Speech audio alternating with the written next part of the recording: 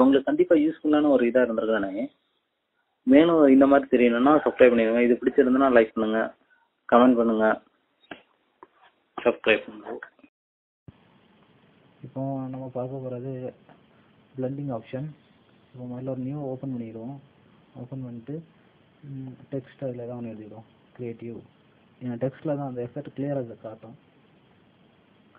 அதுக்கப்புறம் பார்த்தோம்னா இதில் ரைட் கிளிக் பண்ணிங்கன்னா இந்த மாதிரி ஒரு பார் ஓப்பன் ஆகும். அதில் பிளெண்டிங் ஆப்ஷன் ரெண்டாவது இருக்கும்.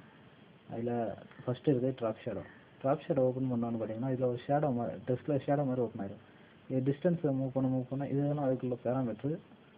டிஸ்டன்ஸை மூவ் பண்ண அது மூவ் ஆகும். ஸ்ப்ளிட் ஆகணும்னா அது ஸ்ப்ளிட் ஆகும். சைஸ் இன்க்ரீஸ் ஆகும் அந்த மாதிரி. அதுக்கப்புறம் inner shadow decreasing inner shadow. அந்த ப்ளூ தான் மார்க்கிங். அந்த ப்ளூ வர தான் இருக்கு, அதில் தான் இருக்குன்னு அர்த்தம். நான் அந்த டிக்கை எடுத்தேன்னா ட்ராப் ஷேடோ உள்ள.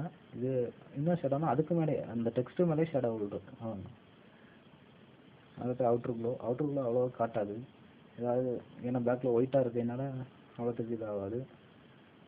க்ளோனாலே ஸ்ப்ளிட் ஆகி இதான் ஒரு மாதிரி மங்கின மாதிரி அந்த கலரு ஸ்ப்ளிட் ஆகிடும். அடுத்து இன்னர் க்ளோ உங்களுக்கு கிளியராக காட்டும். அடுத்து இருக்குது இன்னர் க்ளோ.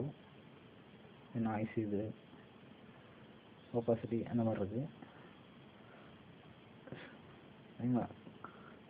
இன்னர் க்ளோ வந்து உங்களுக்கு கிளியராக காட்டும். இந்த மங்கின மாதிரி காட்ட போகிறீங்களா, இதான் இன்னர் க்ளோ. இந்த இதை போட்டுனா கூட கொஞ்சம் இதை க்ளோ ஆகுறது, சைஸை இன்க்ரீஸ் பண்ணுறது, வேறு ரேஞ்சு எந்த ரேஞ்சில் வேணும், சைஸ் இந்த மாதிரி இந்த பேராமீட்டர்லாம் யூஸ் பண்ணி பாருங்கள். அதுக்கப்புறம் பெவல். இது டெப்த்து. பெவல்னாலே இந்த ஒரு மாதிரி டெப்த்தோடு இருக்கும், அதான் பெவல். இப்போ பார்த்தீங்கன்னா அதில் ஒரு டெப்த்து காட்டும் கூட்ட. அதுக்கப்புறம் சைஸு, சாஃப்டான, வேறு ஆங்கிள், எந்த ஆங்கிள் உங்களுக்கு பெவல் ஆகணும் இந்த மாதிரி.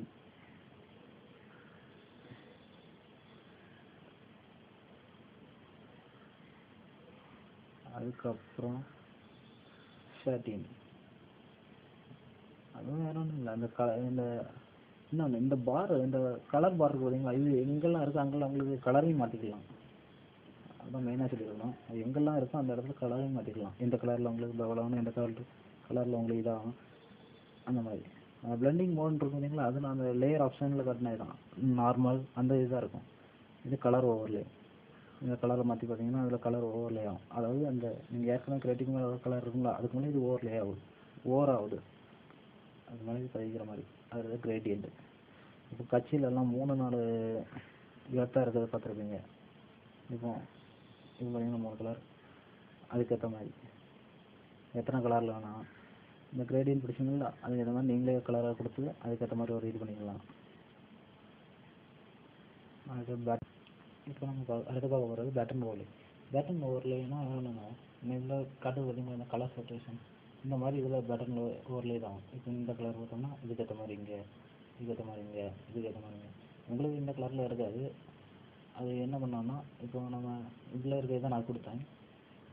ஓகே, நல்லா இதுக்கேற்ற மாதிரி இந்த இருக்குது சின்னதாக ஒரு பார் இருக்குது, இதை டிக் அடிச்சோன்னா இந்த மாதிரி ஓப்பன் ஆகும். அதுலேருந்து இதை அடிச்சுட்டு நம்ம எது வேணுமோ இந்த கீழே இருக்கிறது எது வேணுமோ அது மாதிரி நீங்கள் கொடுத்துருங்க. அதுக்கேற்ற மாதிரி உங்களுக்கு வரும். இப்போ நார்மலாக எனக்கு பழைய உள்ளது எங்கே இருந்துன்னு கேட்டிங்கன்னா இந்த ரீசெட் பட்டன் இருக்குல்ல, இதை கொடுத்தீங்கன்னா போதும், அந்த பழைய இதே உங்களுக்கு வந்துடும். சரிங்களா?